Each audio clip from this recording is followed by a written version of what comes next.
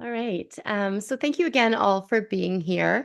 If you haven't seen it already on the screen, you will see a page on our website that has what we call our toolkit. And so on there, there's a number of resources that may be helpful depending on what stage you're at or your loved one is at in terms of getting right size. So please feel free to check that out. We will put it at the end as well and share it in the chat so you can see it. Just a couple of housekeeping notes before we get started. So cameras and mics, no one can see you. You are free to be comfortable and stay where you are. All your mics are off, all your cameras are off. So get comfortable, dig in, and feel free to ask questions as the time comes. So we will go through a number of slides. Sonia and I will be talking a lot about retirement residences today. But one of the things that I find is people are somewhat shy or unsure of what questions to ask. So please feel free as we're going along to throw your questions in the Q&A. You should see a Q&A box. Whether you're on mobile or on your desktop, you should see a section called Q&A, and please feel free to ask any questions. The likelihood is that someone else has the same question, so please feel free to ask.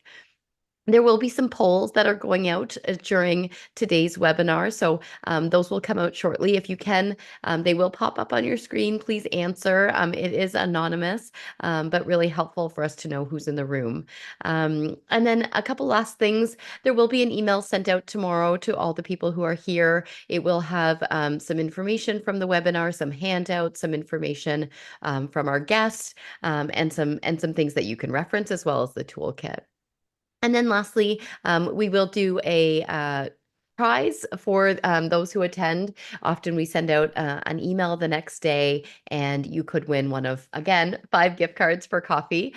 So please look out for that tomorrow.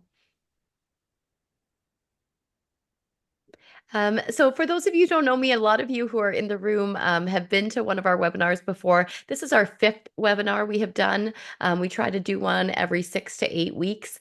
And that's a big part of the education piece of Seamless Rightsizing. So for those who don't know me, I'm Anuja Pereira. I am the founder of Seamless Rightsizing. I am a real estate agent with Remax, but recently in the last number of years, we started Seamless Rightsizing, and the goal really is full service support for seniors. I learned very quickly that, there were a lot of folks who were staying in homes for a really long time because they were overwhelmed by the process of moving after so many decades. And so Seamless Rightsizing offers that full service support from helping making decisions with family and adult children who may be involved, getting prepared and packed, and finding the right place to live. So today we're talking about retirement residences. Many of our clients are not ready for a retirement residence, so we help them find places that are more appropriate for where they want to go. But we're really focused on really being compassionate to where people are. It's a really tough stage, and we spend a lot of time educating, and that's part of why we're here today. So thank you all for coming. I will get into it. Sonia Ojha is our guest today. She's a client relations manager with Amica Erin Mills, and I met Sonia through some of our mutual work in the community that we do. Sonia and I are both part of a community group called 100 Women Who Care, and it's really important to both of us, our work out there, but we also really align in terms of what we do. So Sonia has been with retirement residences for a number of years and is here today, not just to talk about her specific location, which is Amica Erin Mills, but retirement residences as a whole. And it's one of those spaces that I think, in my experience, people are really scared of. Sonia, I see you on there. Thanks for joining us. Really nervous about, really scared about. The first thing people say is how expensive it is. And so we're going to tackle all of those things today, really talk about the different levels of care and what's offered. So Sonia, welcome. Thank you so much for being here. Thank you so much for having me, Anuja. I appreciate the opportunity to talk with your audience and maybe Yeah. dispel some myths and give some correct information. Yeah, thank you for that. That's great. So we'll get right into it. We'll slide over to the beginning of your slides. And Sonia, I might interrupt you throughout. I'm going to keep an eye on the Q&A. So if there are questions as Sonia's going along, we're very fluid. And so feel free to ask if there's something on topic. And then we'll obviously keep some space at the end for questions as well. So I'll let you go ahead, Sonia. Fantastic. Well, hi everyone. My name is Sonia Ojha, and I'm the Community Relations Director over at Amica Erin Mills. And I've been involved with senior living personally and professionally for a number of years. So I hope I know what I'm talking about. And I get a lot of time I get the question why I choose retirement living over staying at home. And I have a lot of reasons that personally, again, as well, I have a lot of stories where I know it's a good thing. And for some people, it could be not for everyone. And this is more, I guess, an opportunity for you if you are thinking of looking into retirement living. So, first of all, it's certainly freedom from home maintenance. I'm sure everyone, even just the past couple of weeks with the snowstorm, I forget about you guys. I had problems. You have to plow your driveway, and there's a lot of things involved in not just because of the weather, but your home maintenance. Your roof is eventually, needs to be thought about. Your windows, all of the things that we have to maintain when we're living at home and we're living in our own home. I find independence as well is a big thing. I find that a lot of our seniors are almost stuck at home, and which really makes me quite sad because they're waiting for grandkids, they're waiting for their kids to come to their house to perhaps help in some way.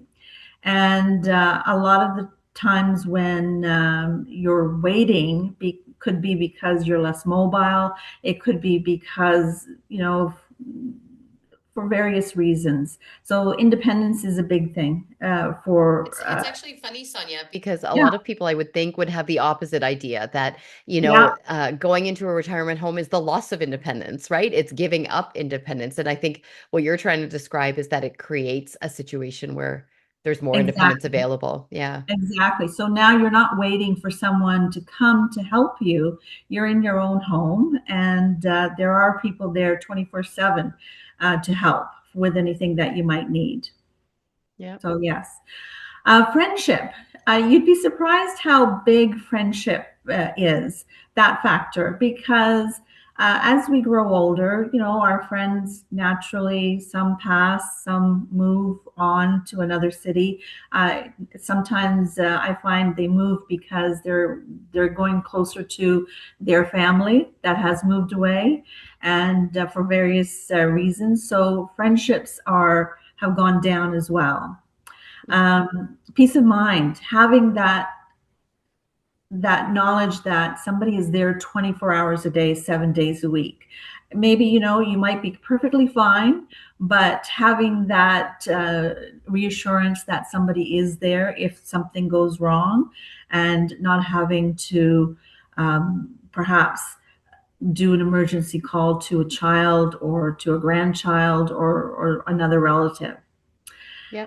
And more becoming more even more important nowadays because we get so many people calling us who have the onset of dementia, have Alzheimer's, the onset of Alzheimer's, or any kind of dementia. The key with kind of warding it off is staying engaged and not sitting at home watching TV and not having any friends and not being able to engage with your friends, and not being able to go outside because maybe because of the weather, perhaps it's because you have a walker, you can't go outside, or a wheelchair, or for whatever reason. It's important to, at this age, to stay engaged. Yeah. Yeah, you touched on a whole bunch of things. I mean, social Mm. isolation is one of the Mhm. biggest struggles. The neighbors aren't the neighbors that they were 20, 30 years ago, No. right? They're different. And you talked about peace of mind as an adult children of, I'm not sure if my parents are on the call, but who are, aging. One of the things that we find is that it's often adult children who, are having a lot of concern, right? Waiting by the phone or keeping the ringer on at night to, in case something happens. So that's super helpful. One of the things we were thinking we would do, Sonia, is we have some polls that we wanted to just sort of level set, see who's in the room. So we're going to throw those on there right now. Everyone should see them. It should be fairly straightforward on clicking. So the first one really is asking you who you're here for. Are you here for yourself or for a loved one? The second question is about, have you ever taken a tour of a retirement residence before?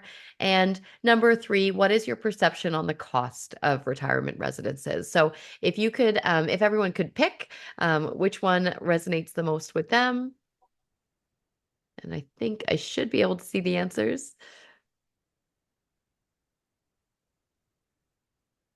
And while you're waiting, I'd love to tell you a story about what prompted me to think about retirement living for my parents.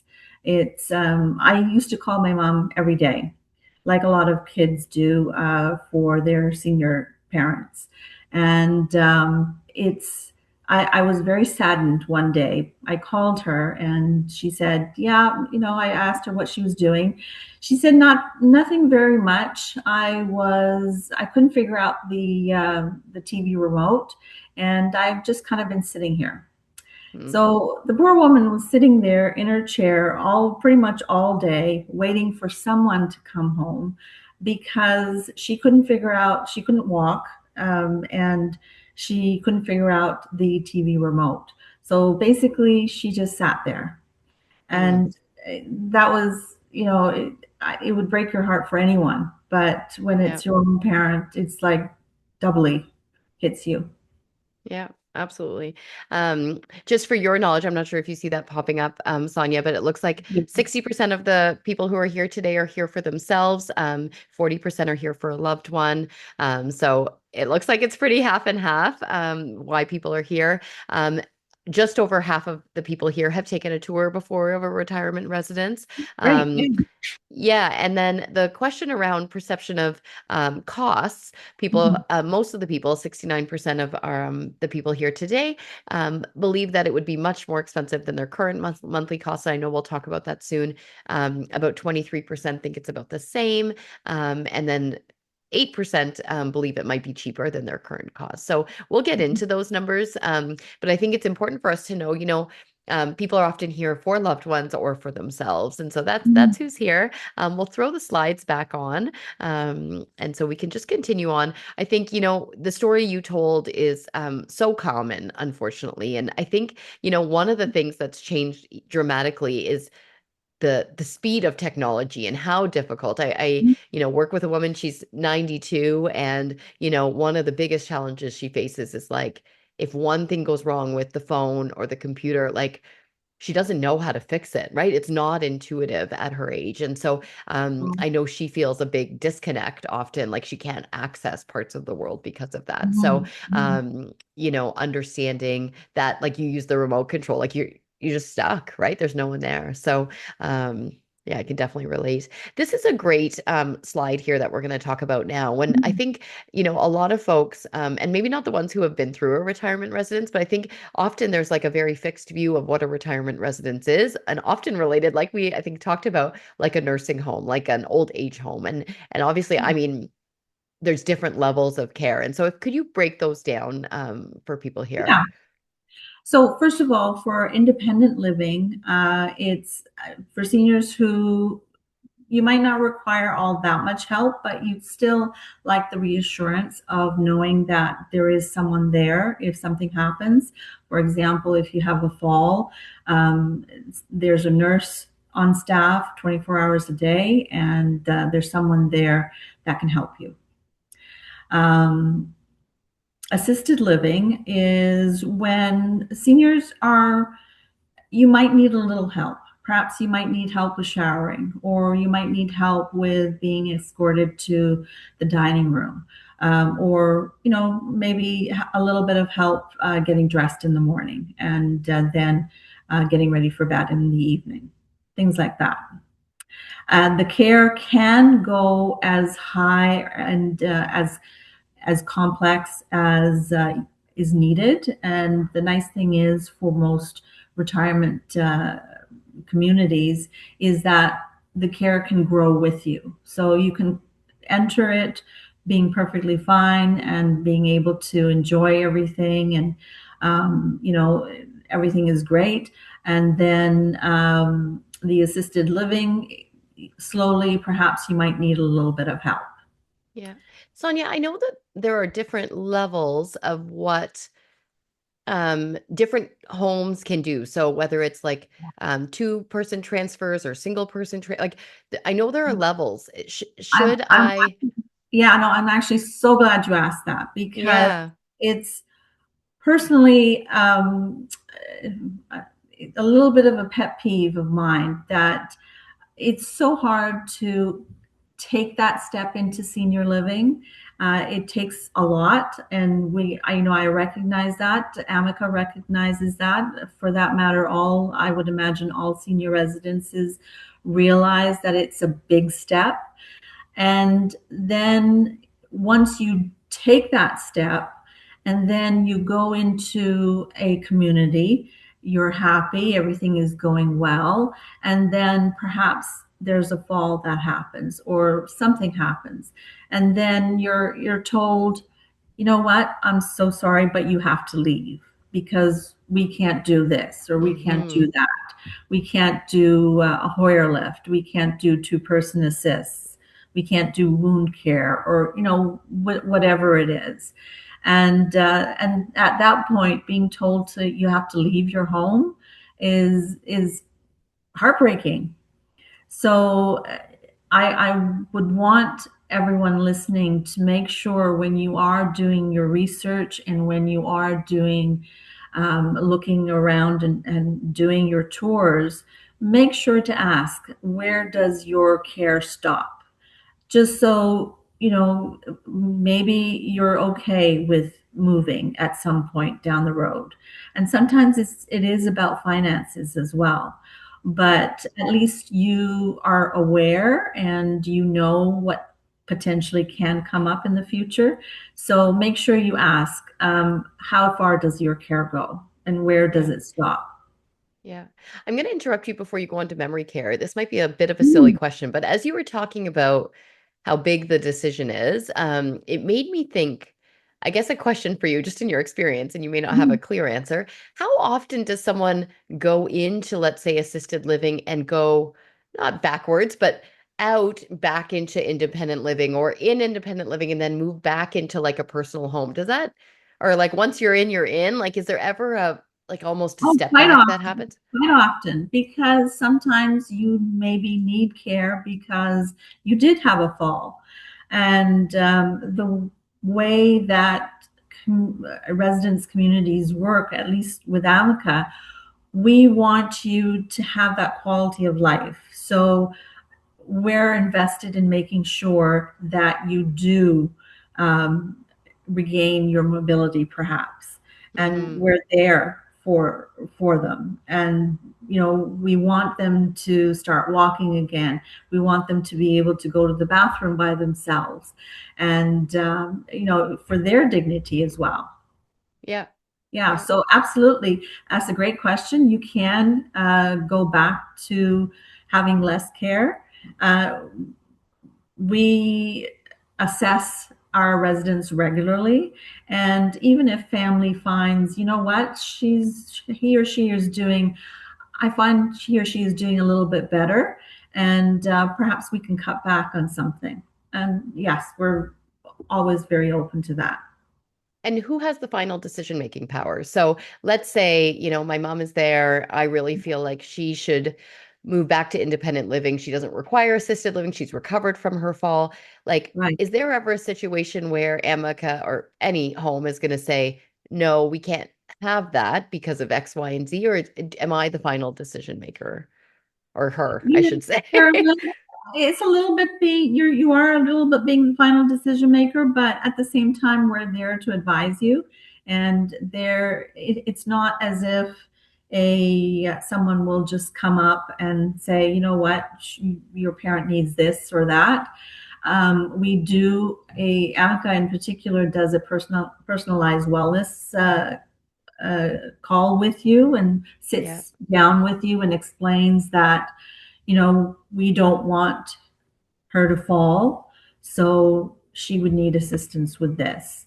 Yeah. And we've noticed that things seem to be getting a little better. So we feel where she's able to cut back on that. Okay. And yeah, absolutely. So Yeah. that decision on our side is made by a nurse and our care coordinator. Okay. Perfect. Thank you. I'll let you go on to memory care. So I was reading some statistics recently, and it's memory dementia and the need for memory care is growing by leaps and bounds, unfortunately. Yeah. Um, Personally, I think it's because of all the processed food we eat, or I don't know what it is, but it's we're finding that a lot of people are calling us and telling us, this is what the issue is, and things are getting a little bit untenable at home, and the family needs help. So yeah, Yeah. Yeah. for people with memory care, it's you almost have to put your life on hold for them. Sometimes they're exit seeking. Sometimes there Yeah. are some behavioral issues, and I can only imagine that it must be very frustrating for everybody involved, right? So yeah, so Yeah. A lot of Amicas do memory care as well, and it is if needed in a locked floor. So at the same time, there are different levels of dementia. Mm. So you wouldn't necessarily want to put someone who has, for example, the onset of dementia straight into a memory care floor. Mm. Sometimes I find that's more detrimental. And in fact, we have one resident who's um, absolutely lovely. Occasionally, he gets a little bit lost, and but he's okay. And Yeah. family is considering memory care right now, but it's something that you can perhaps still wait on because I feel if he did go into a locked floor, that he would go downhill fast. Yeah. Yeah. Yeah. Okay. Respite care. Respite care is for not necessarily actually for seniors per se. Yeah. It's for someone who's having perhaps a surgery, a hip replacement, a knee surgery for whatever reason, and the help isn't there at home. So you need to go somewhere where they have, first of all, the room and a room that comes with everything that you might need. So almost like living in a hotel, but better because all of your food is included. Um, Activities are happening in the community, and entertainment is happening. Exercise classes are happening. All of that is Yeah. happening. You have access to it. You can enjoy it, and but you're there for a short time because you just need a little bit of help because Yep. perhaps family is at work or is not there for whatever reason. You just need a little bit of help. Yep. Yeah, and then short-term stays, I know too, are a great way for people to, sometimes it's happening because the house is getting ready, or, I had a client recently who took their mother because they had a family event, and so mom stayed for a week at a residence, and it was a Right. way for, again, a bit of respite, I guess, for the Yeah. family, but also a way to try out what it would Yes. feel like. But, one of the things that I think is so great, independent living. I had a client go into a residence in independent living. I have a few of Mhm. them, and it really is like a condo plus, right? It's like a condo, in very independent, own You know what? kitchen, all of those things. You know Yeah. what it's typically compared to? A cruise. Yeah. An all Absolutely. inclusive cruise at that. So An all-inclusive cruise. Absolutely. Perfect. All right, so we'll move along.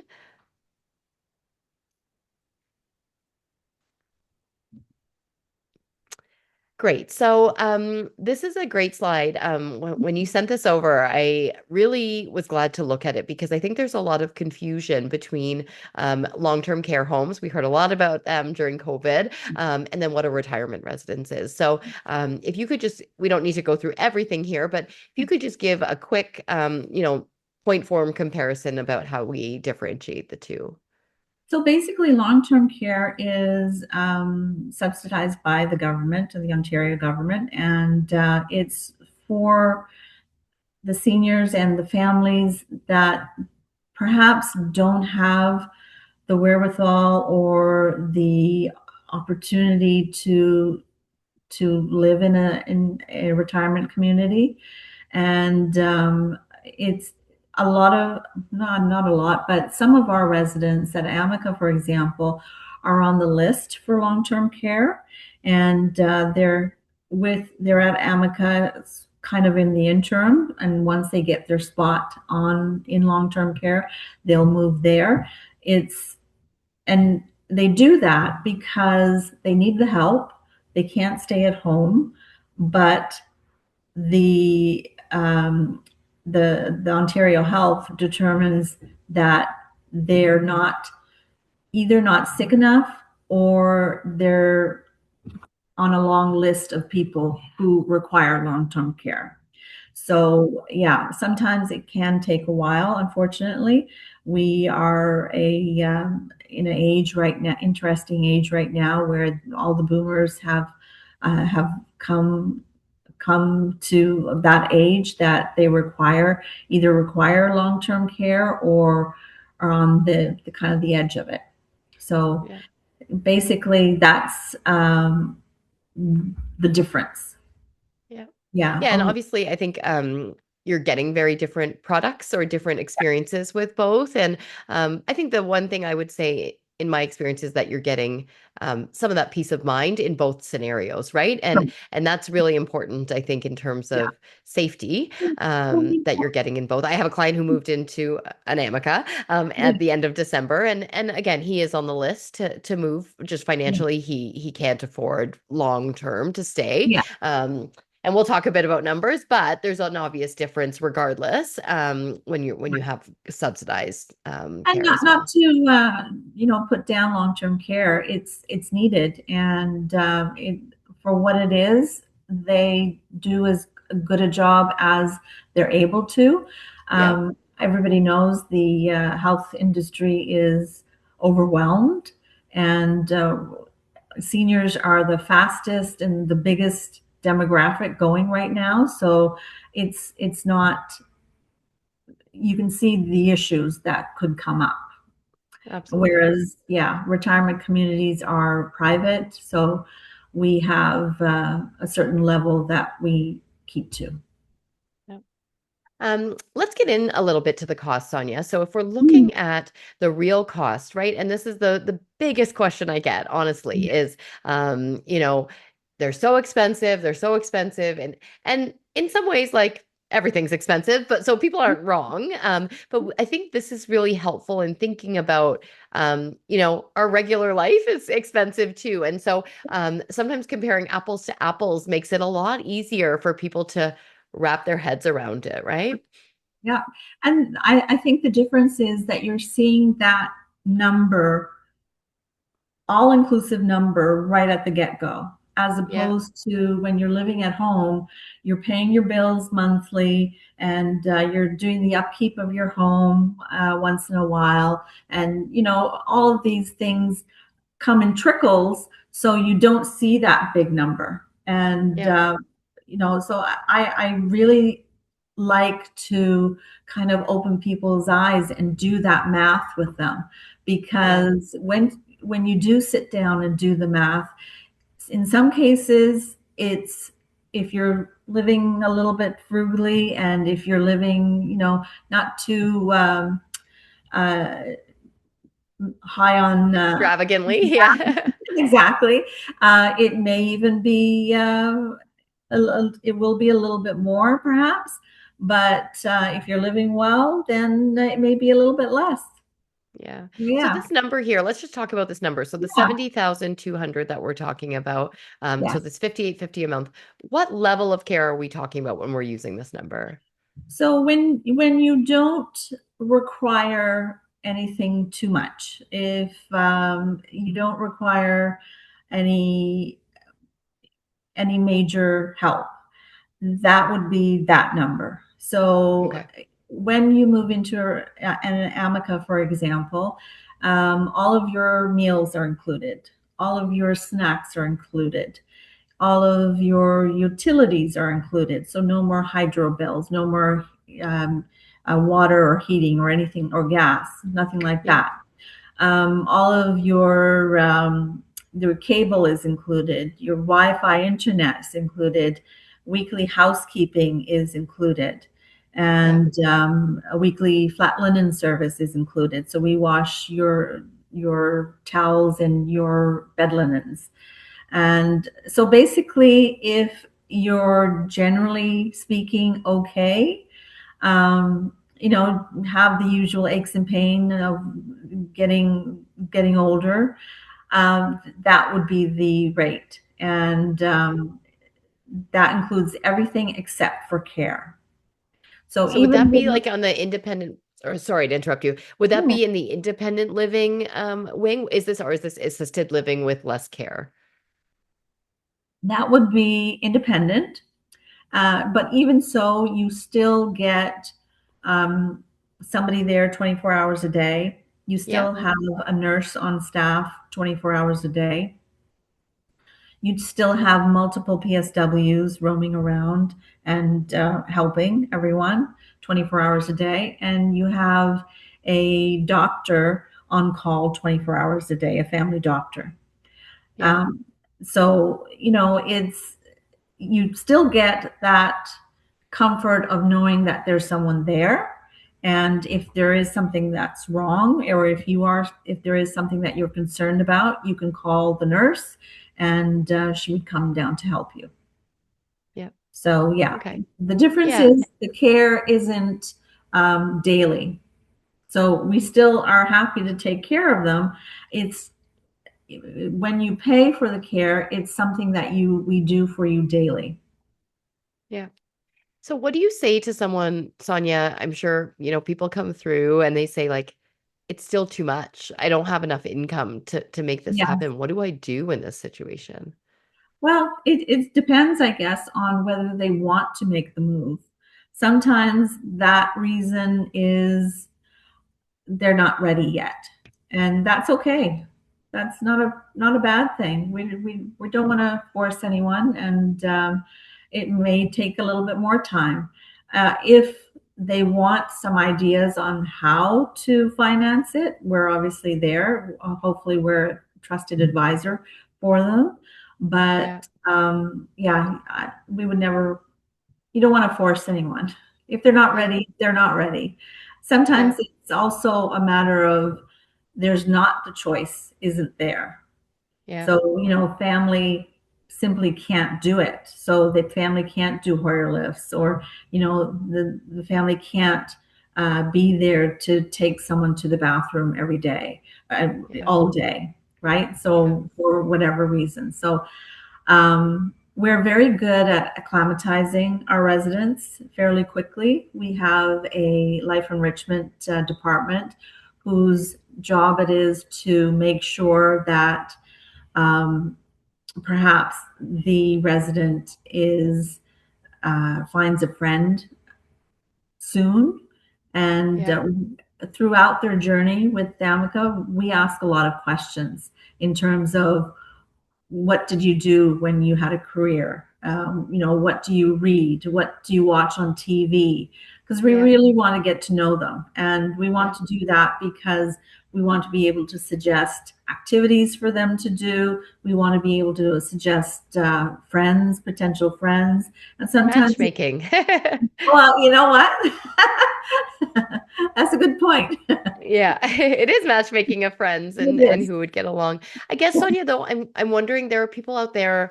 So the question came in, income is $45,000 a year Yes. combined. Like, is when people come to your door and say, like, I just don't have that money, is there Yeah. only, but I need the care. Is there only option long-term care? No, there is some things that the Ontario government does help with.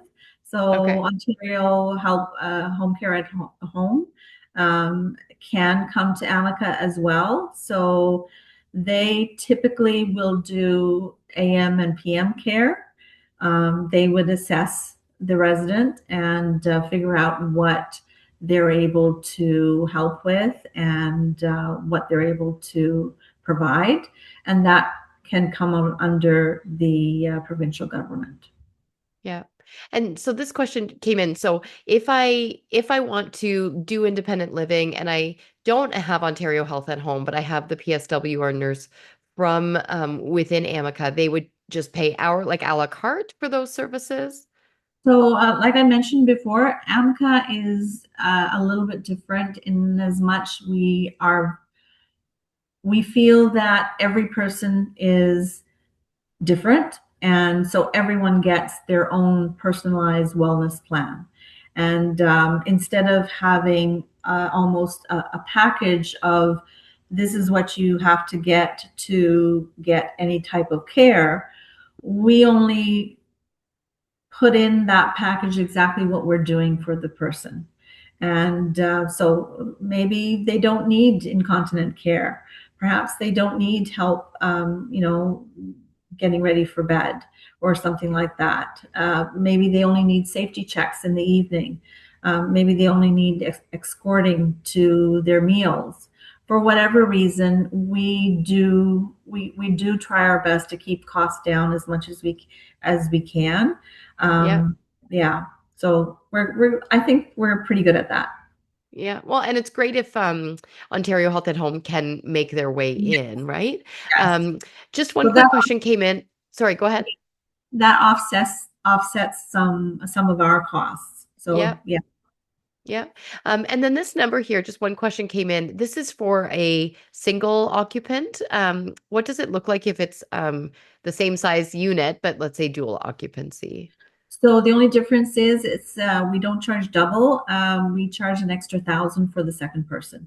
And Okay. by the way, I'm only talking on the on behalf of Amica, obviously, Amica Senior Life. Sure. I'm not quite sure what it fluctuates, Yeah. but Amica, we charge 1,000 for the second occupant. Yeah. And with the independent care, you're still getting, even though you might have your own kitchenette or whatever, you still have access to the kitchen and the meals. Yes. Yeah. Okay. Perfect. So obviously there's a cost if you have six people in there or two people in there, I should say. Not that you would ever have six, but okay, that's perfect. And then sometimes I assume you have couples that live maybe in different care levels within the residence. Yeah, so we don't separate anyone, and they are able to still live together. And one person can have one level of care, and perhaps the other person doesn't have any care. Yeah.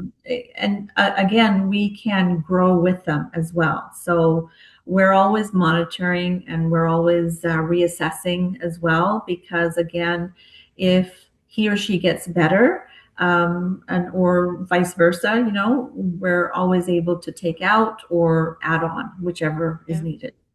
Yeah. Okay, perfect. So the question did come up about how to finance senior living. So that's a big thing I know people save their nest eggs for is just in Yes. case, right? The just in case money. Yeah. So let's just talk a little bit about this. Yeah. Can I just say Yeah, first, before we get into that, I get a lot of, from the seniors side, I get a lot of guilt. I see a lot of guilt sometimes. Oh, I left this, I'm going to leave this nest egg for my children or my grandchildren, and I don't want to use it on myself.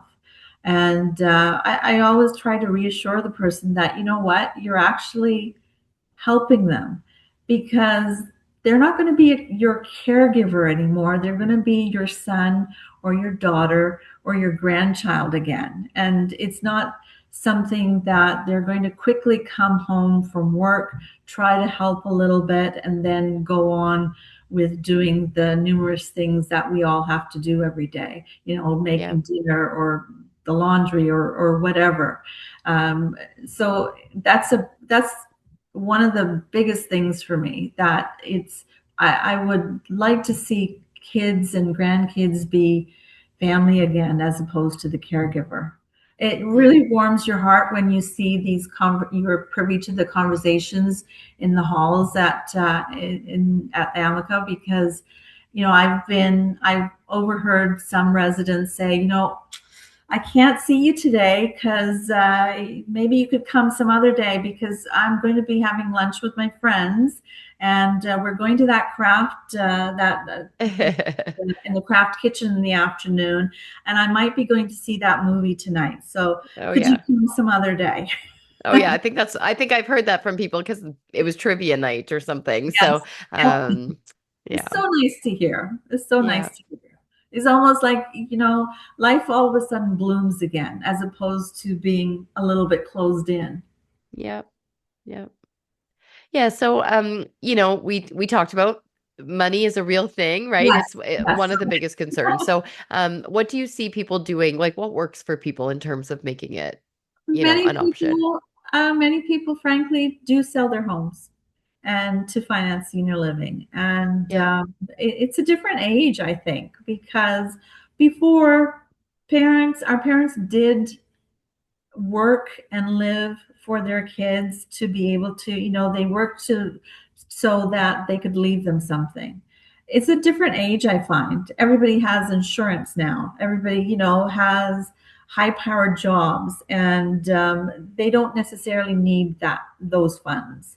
I'm sure Yeah. it would be nice, but at the same time, it's not necessarily needed. So a lot of people Yeah. do sell their home. Um, you have to think, how much does your lifestyle cost to you? Yeah. Do Yeah. you go out to dinner regularly? Do you go to, you see the shows, or, a couple of weeks ago, we did a candlelight concert at Amica. Did you pay money to go see that? Yeah. And there are tax credits as well that you're able to take advantage of. So that might help. A lot of people do have multiple income sources that you may not wish to kind of keep and perhaps use. And there is such a thing as long-term care insurance as well. So, Can you get a little bit deeper into some of those? So the tax credits that you're referring to, yeah, what are those? What could I look up to get some more information on those? some of that is for the care. Some of it is for any medical equipment you can get Hmm. help with, and it's various things. It's usually not the rent for senior living, but the other things that you might need. Yeah. Yeah. Yeah. Okay. And then can you explain long-term care insurance to me? Yeah, so I've not personally looked into it, but I've heard some of our residents have that, and it does offset some of the things that, again, it seems to be more with medical equipment and care. Yeah. Yeah, Perfect. because care can be pricey as well. Yeah. That's why we try our best to um, get the Ontario Healthcare at Home in place. So Amicus, we all have our own Ontario rep on not on staff, but they have their regions, and Yep. they do a great job of advocating for the resident. So it's because Mm. it's one thing to have families saying, I need more help, and it's another thing to have a clinical professional say that. So Yep. every family member will say that about their loved one. Yep. Yes, we want more help. and which is fine, but it's another thing to have a clinical professional say that. Yeah. Um, Perfect. I think I'm just going to go down to the next slide. I think that's it for the presentation portion. Yeah, so there are some questions waiting before we get to that. I just want to thank you for that presentation portion. We will get into the rest. One thing that Sonia's been so generous to offer is that for anyone who has been through a senior residence, for half of you and the other half who have never been through, she is inviting you for a free lunch. Amica is known. I've had the pleasure of eating at this specific location a couple of times. For different events, and they are all certified Red Seal chefs, and so the food is good. No pressure to take a tour, but if you would like one, I'm sure that could be arranged. But if you want to know more and have a sit down with Sonia, you can reach out, and we'll put some information about that in the email for tomorrow. So we can throw down the maybe take down the slides and just look at your face, Sonia, and chat. There's a couple questions in the chat that I did want to ask, and if any of you have any more questions, please do get them in there, and we'll make sure to get to them all. One question is around is there an age that's too young or too old to start living in a retirement home? Funny you ask that, because every time we do a tour with adult children and grandchildren, invariably they will say, "Gosh, I'll move in if my mom or my dad doesn't want to." Oh, my Um, husband has said it many times. He's ready to for the cruise for sure. right? So it's, imagine that you don't have to cook anymore. You can if you want to. We do have areas in most amicas that if you have this burning need to cook or bake or something. I never get that feeling, but somebody might. You can, and there's exercise classes in the morning. There's entertainment in the afternoon. Friends meeting for various groups. Like, we have a group, I feel, for pretty much everything. We've got a gardening group. We've got a book club going on. We've got a knitting group, and anything you can think of. And even if we don't, if you aren't interested in something, we're always open to starting one for you as Yeah, well. So yeah, yeah, so there's just so much going on that it is somewhat like a cruise life, and it's something that hopefully all of our residents find it very enjoyable. yeah. There's even outings, so we've been as far as the casinos in Niagara. We've My been guess was going to be the casino in Niagara. When you said as far as, I said she's going to say the Niagara Casino, I'm sure. We recently went to the Medieval Times, Hmm. and they've been to the aquarium, Ripley's Aquarium in Toronto. So we'll go all over, and it's dependent on our residents as well. If they want to see something, Yeah. if they have it on their bucket list, we're happy to take them. And Yeah. yeah, I haven't seen the Medieval Times yet. Um, so this is my question. It's actually there's a couple Yeah. questions still on here, but who is a residence not like who is not appropriate for So, coming in? Like yes, sorry, I we've didn't talked a answer bit your about question. yeah, like who and yeah, I'm just wondering like is there anywhere that you're like okay, this person I would not recommend to them. Like someone in your family, who would it be that Yeah. would be like, you're not this isn't for you. What would be the qualities of someone that doesn't So make a fit? personally, I don't necessarily think if you're that young, it would be, you may have the best time. But having said that, we had a few years ago, we had a 56-year-old gentleman move in because I think he had a hip replacement or something, and he needed respite care.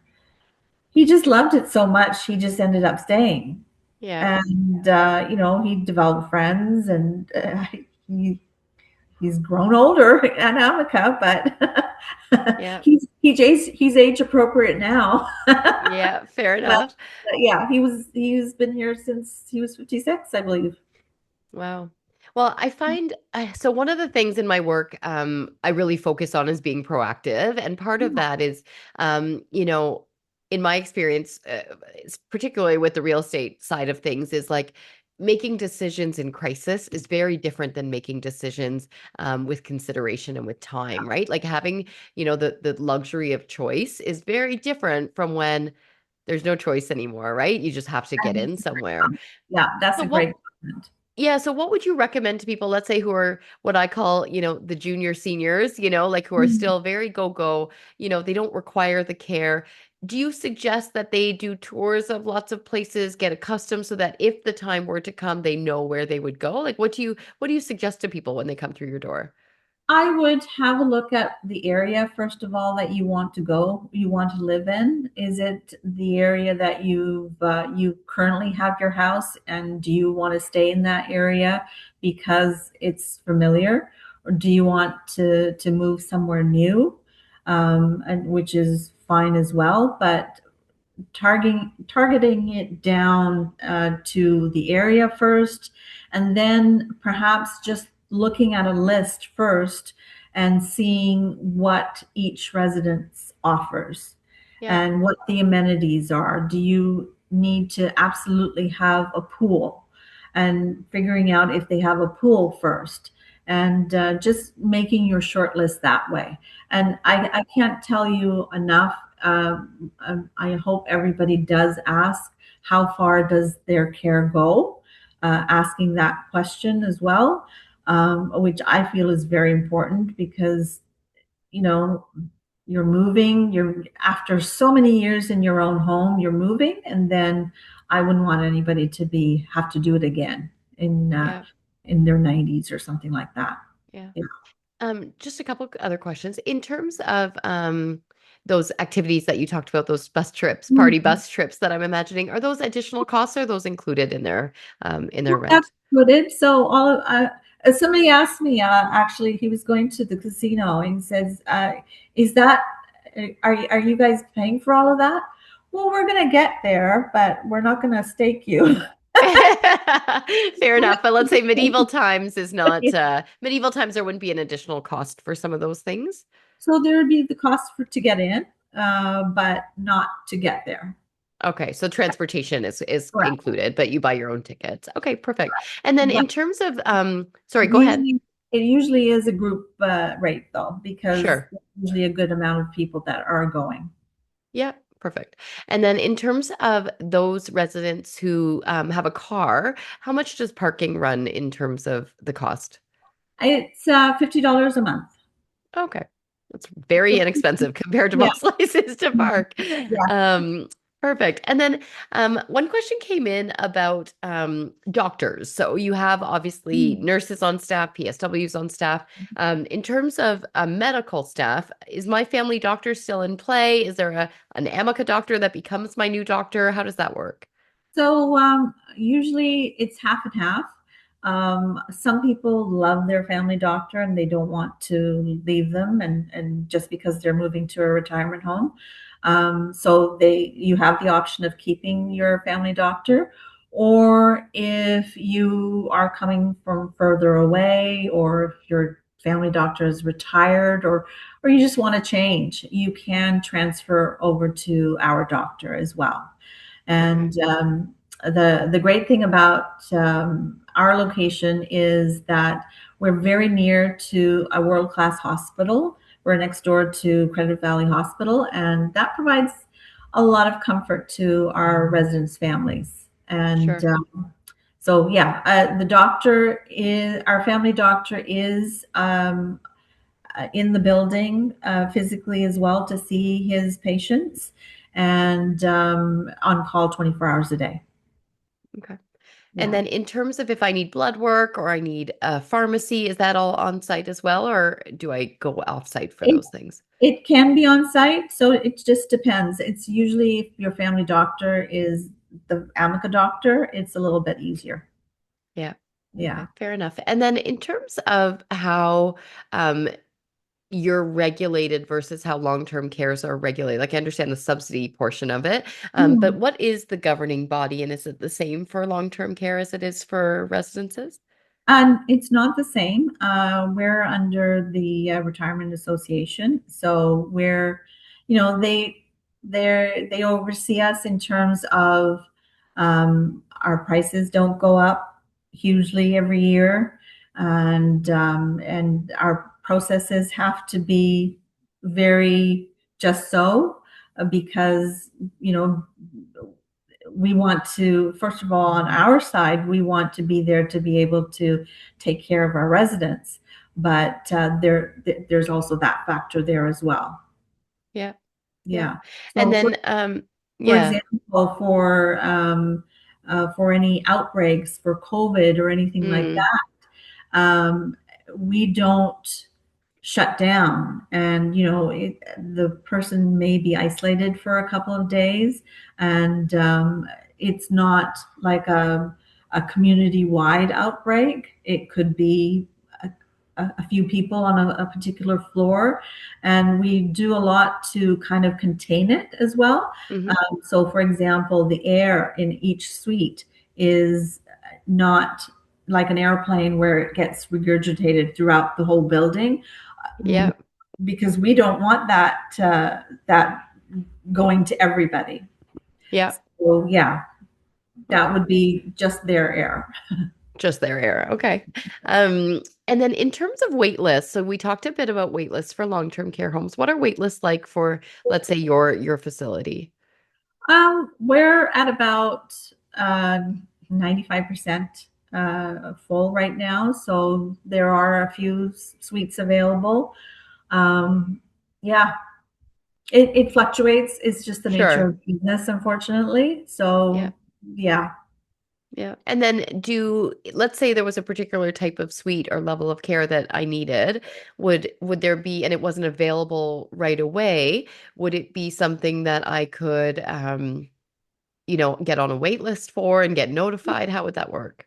Absolutely. So you can get put on a wait list. It's a deposit. You do put a deposit down, but it's fairly nominal. It's 1,000. And so, say for example, you're a husband and wife, and you absolutely want a two-bedroom suite as opposed to a studio or whatever. And in that case, I don't have any two bedrooms available currently. So you can be put on a wait list, and once one becomes available, we would reach out to you. Okay. Yeah. Perfect.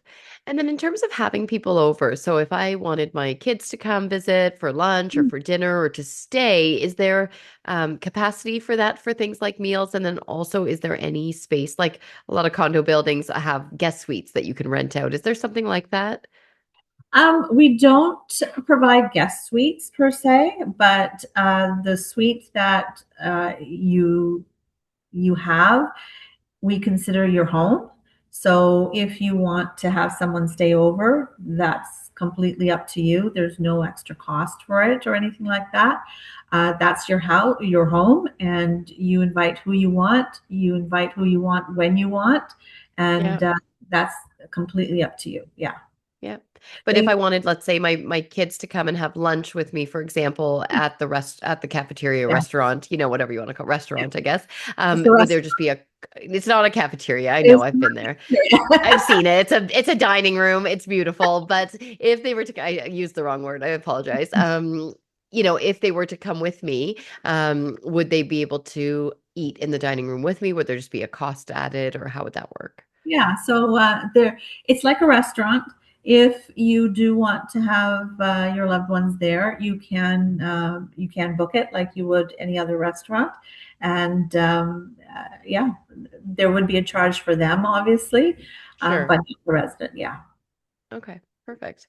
And then in terms of furniture, all the suites, let's say, I'm guessing there's a difference with independent living versus the assisted living, or do they all come unfurnished, or do any of them come furnished as well? So the only thing that we provide is a small fridge freezer and Okay. a microwave, and that's the only thing in the suites, and everything Okay. else you provide. And I always say, before you bring your loved one in, come in and make the suite a home, make it homey, make it familiar, put your paintings up. We don't mind if I always get slapped on the wrist. Is like, quit saying that, Sonia. We don't mind if you put a painting up or you put a portrait up or something like that. It's after every person leaves, a resident leaves, the room invariably gets flipped. We paint it, we freshen it up, recarpet it, whatever it needs, and Yeah. so it's completely fresh for the next resident. Yeah. So yeah, we don't mind if you mess up the walls. Yeah. Please don't tell anybody I told you that.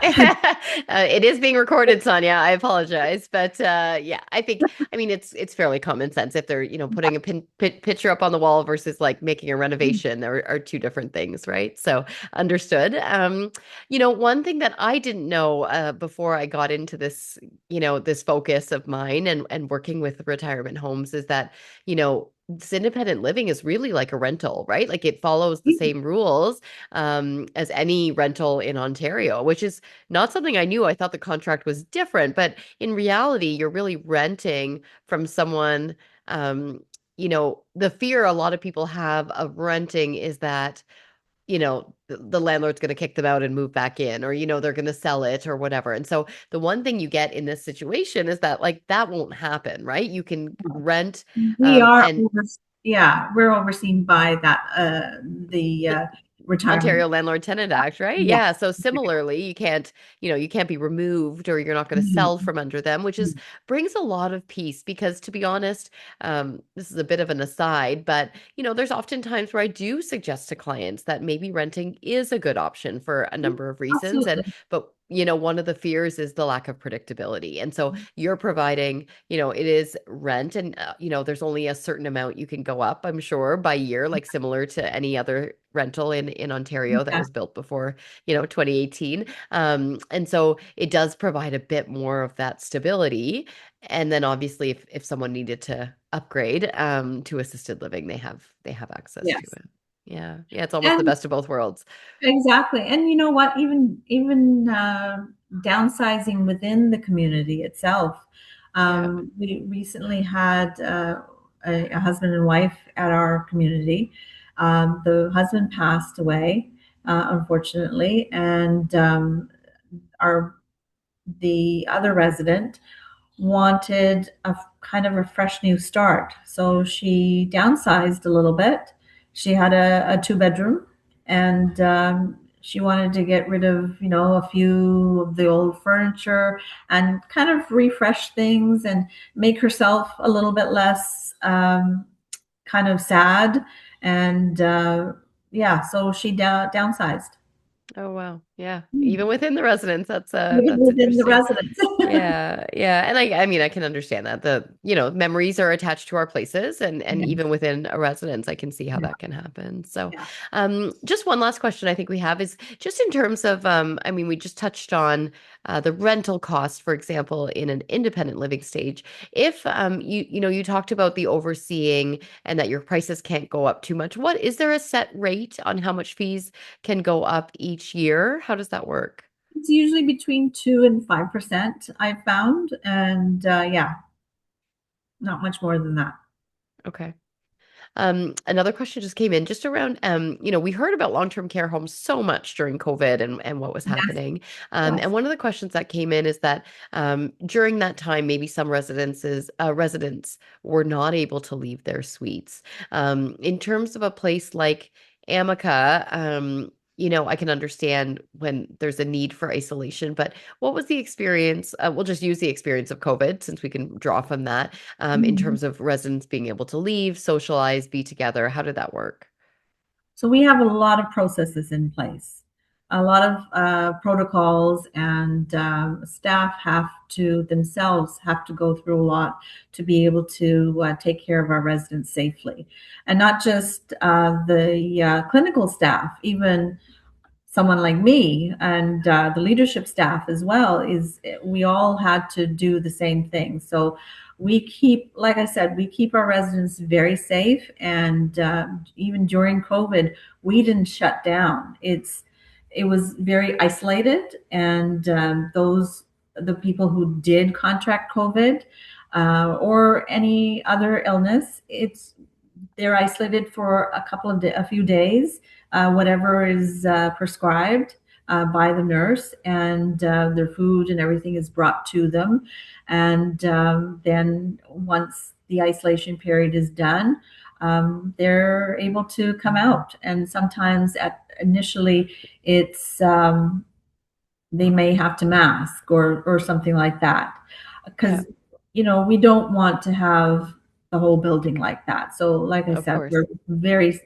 we have a lot of protocols in place to Yeah. prevent that. But the goal is always to get people back out and together. Oh gosh, yes. Okay. Completely. Wonderful. Well, Sonia, I want to thank you so much for your time. This has been so much good information, and thank you to everyone who submitted questions and helped us along, and hopefully a lot of questions were answered. We will send an email out tomorrow with some attachments. We have a nice little questionnaire on things you should be asking residents or different residences when you're interviewing them, things to consider. We also, my back end help over here has found a chart on some of the tax credits that are available. So we'll include that tomorrow as well. So please look out for that. And if you do have questions, Sonia's information will be there. If you want to book that lunch date, you can do that there as well. And also, oh, there you go. Her email is here as well, and we'll definitely include it in the email tomorrow. But again, Sonia Ojha, thank you so much for being here, and to everyone out there watching, thank you so much as well. If you have more questions, please follow up through that email, and we look forward to hearing your feedback as well. So thanks so much again, Sonia. It's going to be a cold one this weekend, so bundle back up. It is happening again, and thank you so much again. Thank you. Appreciate it. Okay, wonderful. Have a good night, everyone. Thanks for being here. Bye bye. Bye bye.